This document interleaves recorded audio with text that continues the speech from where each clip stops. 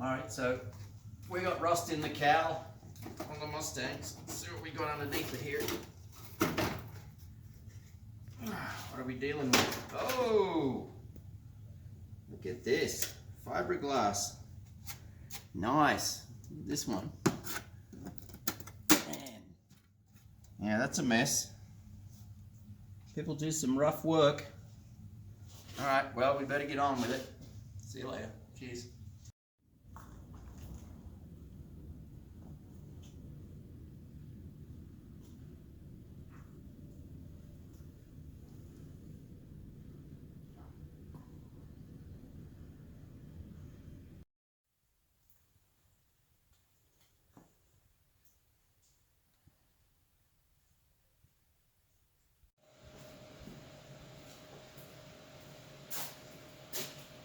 Well, good morning. We're back here finishing up some wiring on the Trans Am Mustang, or the Tribute Trans Am series race car. Had the cowl out because it was all rotted, and the dash as well. Painted the dash now. You see all that in a previous video, the cowl out. And put the wiring in, American Auto wire. Put the AC in, the AC, the new heater box, the ECUs, everything's mounted now. Get the engine cleaned up, some of the engine wiring. And now we've still got some ends to finish up. The hoses, I'll show you a bit closer. Grab this here, we'll come over here, see. We got all the dashes all back in now with the wiring, and you can see the dash has been painted black, coming out pretty good. It's pretty nice. And the wiring at the back, everything's plumbed, new AC lines there, and then we've got wiring's been tidied up on the engine. We can come over here. I had to do some repairs to the firewall to accommodate the new clutch setup. You can see where the lines come through for the AC right there. Made up those lines. And if we come around, you can see the inside now. The dash came out pretty good, looks good in black. You got the vintage air under dash AC unit, the black and the red, looks nice. I've got to finish off the instrument panel. But yeah, so it's coming out pretty good. Well, that's about it. So we'll carry on, do a little bit more, and then I'll get back to you guys when I'm finished. Shouldn't be long now. Alright, cheers.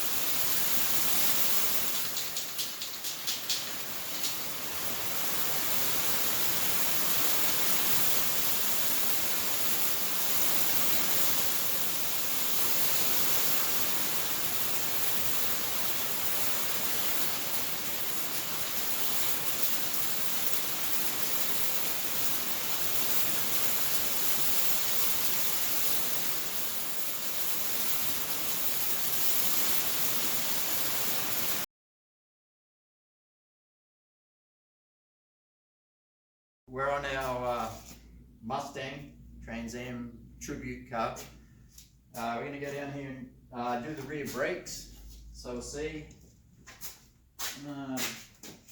what we got. As if you can see, you come up around those brackets that they have to hold the calipers on. I can hold that there. Get this off and I'll show you. These brackets, well, they have spacers, and the spacers are too big. And what's happening is the brake pads are off center when they go in. And because they're off center, they drag on the rotor on one side, this side. So we need to change these dimensions. Today we're going to make some new ones. So,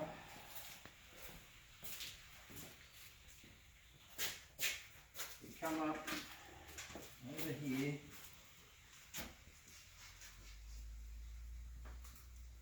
Put it in.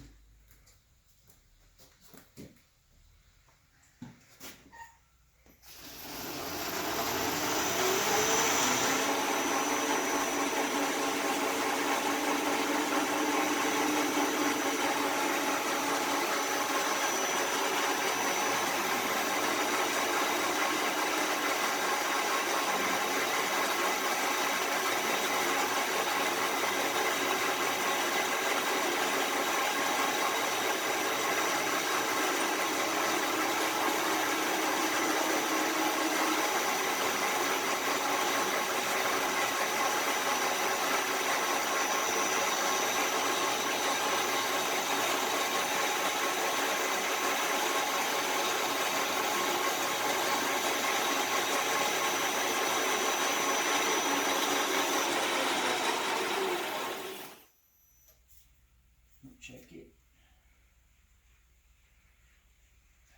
And a little more.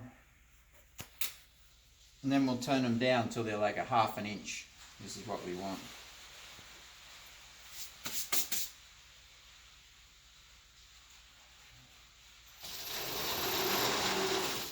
Okay, turn it off.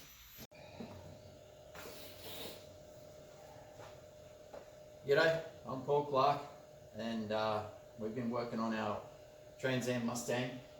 It's a 66. It's more of like a tribute car to those Trans Am race days.